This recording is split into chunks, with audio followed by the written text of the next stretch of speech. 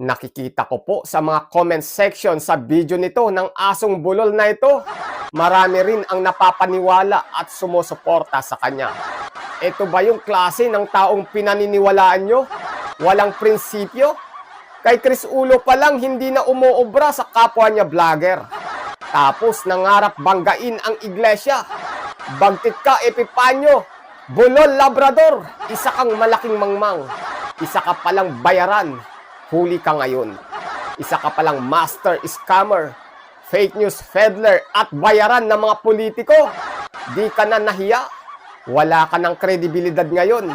Mangmang na lang ang mapapaniwala neto. As in, uto-uto. Grabe, mga scammer ngayon. Mga vlogger na rin. Tagumpay!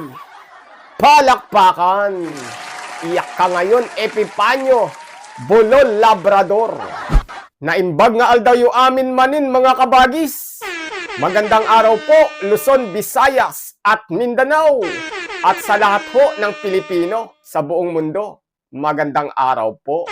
At kahit kailan hindi kasama sa pagbati natin ang mga barairong na mga Pilipinong pro-People's Republic of China. Mga kabagis, meron akong natuklasang lumang video na tuluyang sisira kay Epipanyo Bulol Labrador. Ilang taon na ang nakakalipas. Local politics pa lang ang ginagatasan nitong si Asong Bulol na to. At talagang kumukobra itong bayaran na ito ng pera. Ang lupit ng target market ha. Ginawa mong negosyo ang vlogging. Kaso hindi ka gumawa ng business review. Ayun, lagot ka ngayon. Sa bidyong ito, matutuklasan natin na si Epipanyo Bulol Labrador ay natural na master scammer, fake news peddler at bayaran pala ang taong ito. Grabe, ang tindi mo boy. Pag ito meron pang napaniwala, sobrang tangang nilalang na lang ang maniniwala dito. Bakit to? Kasi todo tanggol ka na nga sa asong bulol na to. Nahuthutan ka pa ng 80,000 ng isang master scammer. Sa madaling salita, isang switik na aso pala si Epipanyo Bulol Labrador. Mandaraya para lang magkapera. Kawawa ka naman. Kailangan mo nang bulayin o i-review ang sarili mo. Bakit ka nagpapauto sa dati na palang walang kredibilidad na tao na tulad ni Epipanyo Bulol Labrador? Maniwala ka sa akin, Epipanyo. Pagkatapos mapanood ito ng mga viewers ko, itong video kong ito, wala nang magbibigay sa'yo kahit isang singkong duling. Tuluyan ka nang magtatanim ng kamote habang hindi ka pa nahuhuli dahil sa mga patong-patong na kaso mo. Tagumpay! Palakpakan! Mga kabagis, ang bibigyan natin ngayon ng punto, komentaryo, kritisismo at reaksyon ay ang video ni Chris Ulo noong taong 2023 patungkol sa paglantad nito sa tunay na katauhan ni Epipanyo Bulol Labrador. Isa palang matinding extortionista ito. Bayaran ng mga politiko na may gustong ipasira na mga kalaban nila sa politika. At talamak na fake news peddler dahil sa tawag ng pera. Palakpakan. Sumisikip na ng todo ang mundo mo. Epipanyo Bulol Labrador. Ang lakas mo manira sa iglesia na binabayaran ng mga politiko ng bilyon-bilyon. Ikaw pala itong tunay na bayaran. Ang cheap mo boy. 25,000 pesos lang ang halaga ng iyong pagkatao. Mga kabagis, pagkatapos nyo pong mapanood itong video kong ito, sabay-sabay po tayong mag-unsubscribe sa YouTube channel ni Epipanyo Bulol Labrador. Kung nakasubscribe ka man, tigilan na rin natin manood sa kanyang mga content para mabawasan ang pera na pumapasok sa kanya na kanyang dinidiyos. Lagot ka ngayon, asong bulol. Ito yung taong hindi na dapat sinusuportahan para kahit pati pang-load ay mawalan ka na. Walang pinaglalaban ang taong yan kundi sarili niyang tiyan lamang. Kahit sa anong paraan ay gagawin niya para sa pera. Hindi prinsipyo ang pinaglalaban ng asong bulol na ito. Ulitin ko mga kabagis, pagkatapos po nyo mapanood itong video kong ito, sabay-sabay tayong mag-unsubscribe sa YouTube channel ni Epipanyo Bulol Labrador. Tagumpay! Palakpakan! Bago po tayo magpatuloy, hinihikayat ko po kayong i-like muna ang video ito at huwag nyo rin pong kakalimutang pindutin ang subscribe or follow button. On nyo na rin po ang notification bell at piliin ang all. Pakishare na rin ho itong content na ito para mas marami pang viewers ang maabot ng video ito.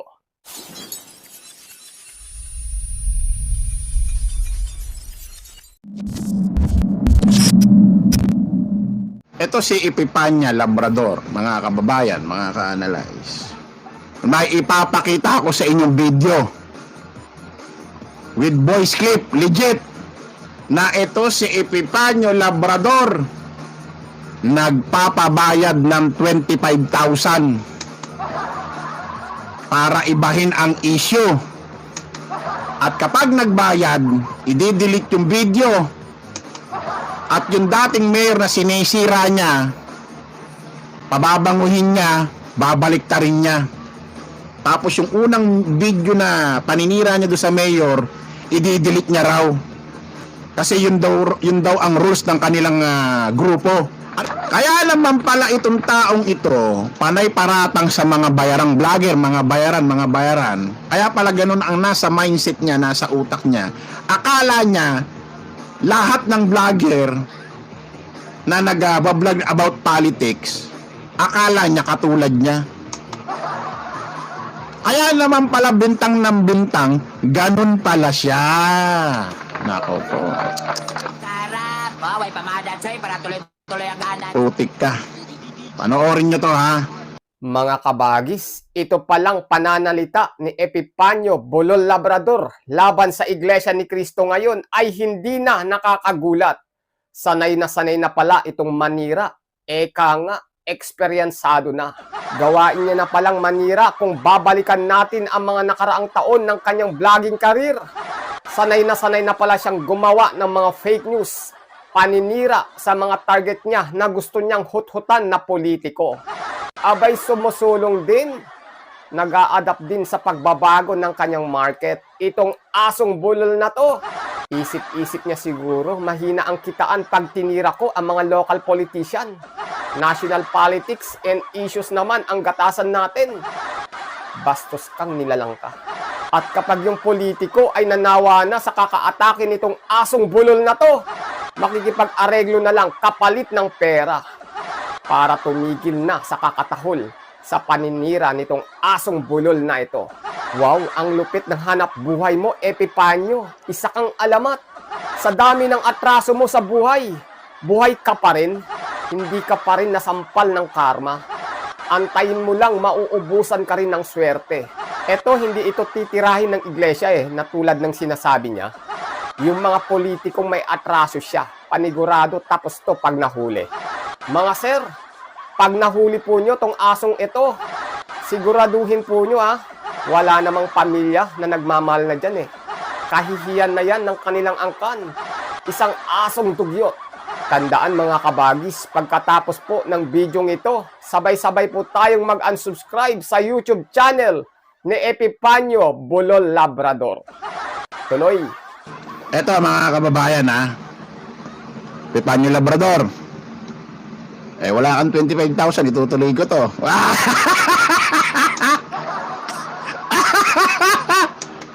May 25,000 ka. I-send mo na. Hindi ko itutuloy itong live ko ngayon. Hindi ko pakikita itong video mo. Babalik na rin ko. I-delete ko to. Pababanguhin kita. Puti ka, malupit ka, boy! Huli, sabitag! Lagot ka ngayon, Epipanyo Bulol Labrador. Kay Chris Ulo, hindi ka na umuubra. Nangarap ka pang tirahin ang INC. Tagumpay! Palakpakan! Eto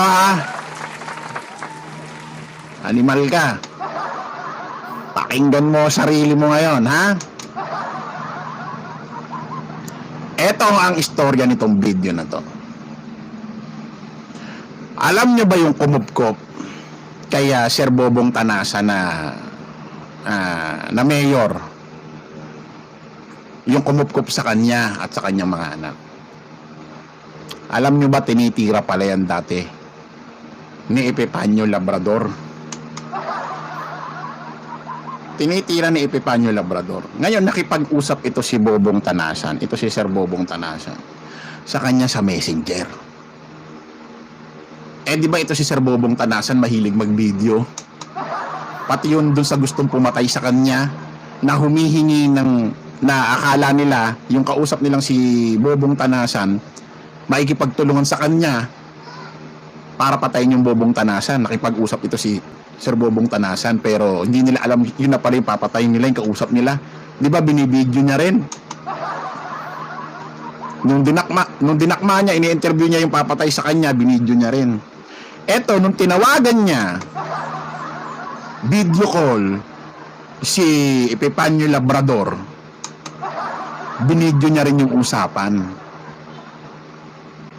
Sabi niya, bakit mo tinitira yung mayor, yung may hawak sa kanya, yung nag-aalaga sa kanya, yung kumupkup sa kanya? Alam niyo ba kung ano ang mga inoper ni Epipanyo Labrador kay Bobong Tanasan para burahin ang mga video na pagtira niya dun sa mayor na nag-aalaga na may hawak, kumupkup kay Bobong Tanasan? I-delete at pababanguhin daw yung mayor at babalik ta rin, hindi nasisiraan, pababanguhin na. Panoorin nyo to. Ngayon mo sabihin, Epipanyo Labrador, na bayaran kami. Paano mo ngayon palulusutan itong video na to? Ha? Putik ka. Kasi magpa-vlog ako ng bago, ang aanin ko kasi, papalit na rin. Talang ha? Ulit. Ngayon kasi magpa-vlog ako ng bago, ang aanin ko kasi, papalit na rin ko. Kung mabawa, nakapagpadala kayo, isip ako mismo magsasabi na mali ang issue. Tuloy natin ha? Yung request kasi niya na purahin, kaya kong gawin, kaya lang. Kasi kami, itong programa na to, hindi ko akin. Programa to ng buong civilian anti-crime ko. Oo, na may part kami dito. Oo. Ngayon, kung talagang kung gustong hindi mailabas itong issue tungkol sa'yo, ang ito kasi dito, hindi naman sa ito malinaw na sa usapan natin. Kasi, ito nga ay meron kami tinatawag na rules. May rules kami dito. Pag gusto mong hindi lumabas yung mo, ito, lang to, usapang lang to. Kasi wala akong magagawa. May rules kasi kami sa pag-delete ng video. Wala naming rules. Ang rules namin dito, kapatid, para malinaw sa'yo, ang rules namin dito, pagka may request na papurahin yan, kasi nga ito ay programa, kaya namin gawin yan. Kaya namin gawin. Yun nga lang, sa konting, alam mo na, di ba? Hihingi kayo ng pabor sa amin. Nandiyan ba si kapatid? Yes, tama ka brother, tama ka. Ganito kasi, Gusto ko balik na rin to kasi pagka nakita ng mga grupo na, sumuporta pala sa grupo natin at tuloy pala si Mayor na gano'n, may lakas loob na ako magsabi na huwag nang ituloy yung issue tungkol sa inyo. Kasi nga yung wala ko ibang choice kundi papanguhin yung pangalan niya sa grupo. walang problema yan. Mga estimate mo, mga magkano siguro yung camera na kailangan dyan sa grupo? 25 lang. 25 lang. Sige. Maghanap tayo ng paraan. Try ko kausapin ulit si Mayor dyan kung anong mas maganda na may tulong namin sa inyo. Pero kung halimbawa, kung medyo, kasi sa ngayon, alam mo naman, papunta tayong election, medyo mawala na yung budget. Pero hayaan nyo, hahanap kami ng paraan, may election o sa wala, basta makatulong kami sa grupo nyo. Ayun nga, kaya nga gusto kong sana, ngayon kasi magpa-vlog ako ng bago, ang aanuin ko kasi, papalit na rin ko. Kung mabawa, nakapagpadala kayo, isip ako mismo magsasabi na mali ang issue. Ang mayor na yan, hindi yan kurap, hindi tumutulong sa mga tao na anti-kurap. Yes, brother. Kakausapin ko si Mayor kasi naputol yung pinag-usapan nyo. May dumating na mga taong galing bundok, naghingi ng tulong sa kanya. Nandito ngayon, may kausap siya.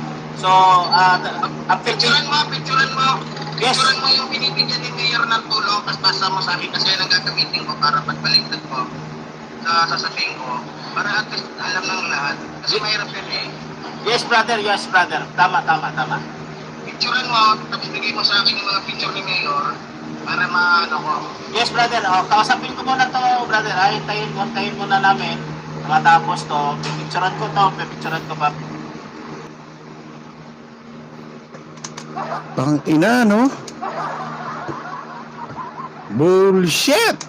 Nakikita ko po sa mga comment section sa video nito ng asong bulol na ito. Marami rin ang napapaniwala at sumusuporta sa kanya. Ito ba yung klase ng taong pinaniniwalaan nyo? Walang prinsipyo? Kay Chris Ulo pa lang hindi na umuobra sa kapwa niya vlogger. Tapos nangarap banggain ang iglesia. Bagtit ka, Epipanyo! Bulol Labrador! Isa kang malaking mangmang. Isa ka palang bayaran. Huli ka ngayon. Isa ka palang master scammer, fake news peddler at bayaran ng mga politiko. Di ka na nahiya. Wala ka ng kredibilidad ngayon. Mangmang na lang ang mapapaniwala neto. As in, uto-uto. Grabe, mga scammer ngayon. Mga vlogger na rin. Tagumpay! Palakpakan! Iyak ka ngayon, Epipanyo! Bulol Labrador! Putik, no? What the? Kapal ng mukha ang putik. Sipin nyo, magpapabayad ng 25,000 at yung dating tinitira niya na mayor na may hawak, na nag-alaga, na nagkumupkup dito kay Bobong Tanasan, i-delete niya na yung mga bidyong paninira niya, kapalit 25,000. Tapos ang kapalit pa nun, pababanguhin niya na raw yung mayor. Babaliktarin niya raw yung issue. Ang sasabihin niya raw sa bago niyang vlog, mali pala ang issue, mali, hindi pala nangungurap itong mayor na to. Matulungin pala ito. Tapos sabi nito ni Sir Bobong Tanasan, may kausap kasi siya yung mga taga-bundok, bumaba, humingi ng tulong sa kanya. Sige, picturean mo yung mga humingi ng tulong sa kanya. Yan ang ipakikita ko sa vlog ko na katunayang matulungin siya. Putik ka, Epipanyo Labrador. What the hell?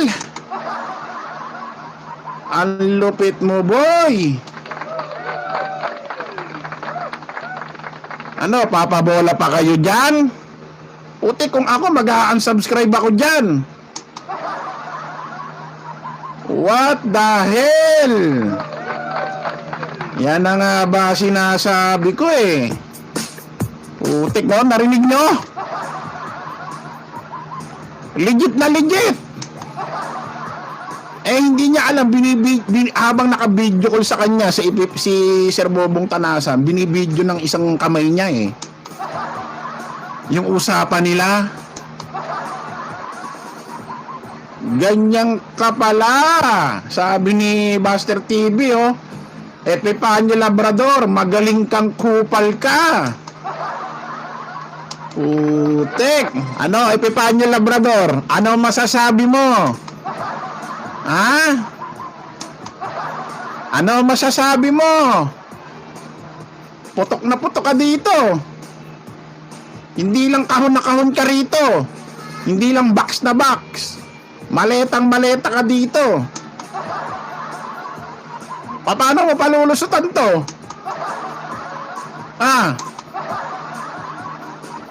Paano mo pa?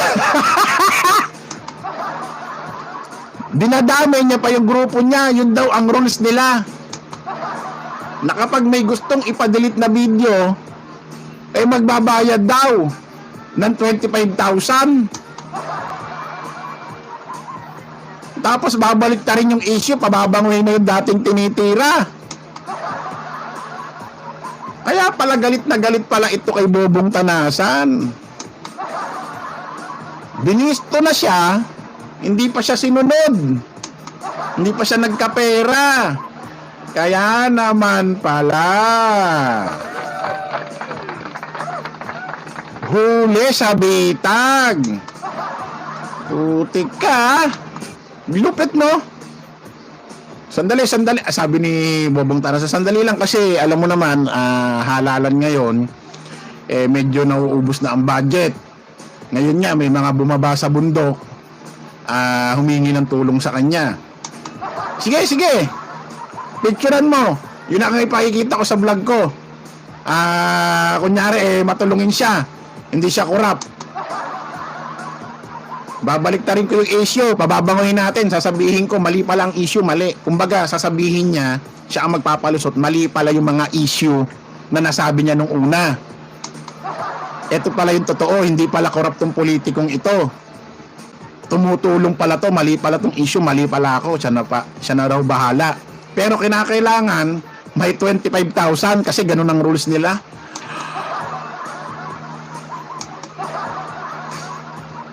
Matindi ka, boy, no? Mamaya, may kukunin akong video. Patutugtugin ko mamayang gabi. Na kung saan, yung video na yon, yun yung mga time na tinitira niya. Si Gob Rowel Ragay Digamo. Bakit kaya na iba? Bakit kaya na dati mong tinitira si Gob Rowel Ragay Digamo, tapos nahinto ka, lumipat ka kay Tebe sa paninira mo? Bakit kaya? Ha? Putik ka. Tapos sabi ni Sir Bobong, sandali lang kasi nagpapabahid niya ng 25,000 eh. Ang sabi ni Sir Bobong Tanasan, pero sandali lang kasi alam mo naman, katatapos lang ng halalan, maghahalalan na, medyo tapos na ang kulang na ang budget. Ayun nga, may mga tao bumaba galing bundok, humingi ng tulong sa kanya. O sige, picturean mo. Yun yung ipapakita ko sa vlog ko ngayon. Na matulungin siya. Ibahin ko issue. May bayad 25 mil. Putik na vlogger ka. Ang sarap mong tampal-tampaling kaliwat kanan. Putik ka. Paano mo palulusutan to? Hindot ka. Ha? Paano mo palulusutan to? Putragis ka. Kung makapagsalita ka dyan, akala mo legit na legit ka, bayaran ka palang hindot ka. Kaya pala puro mayor ang pinagtititira niya sa mga probinsya. Para pag may kumontak sa kanya, aregluhin, magbabayad.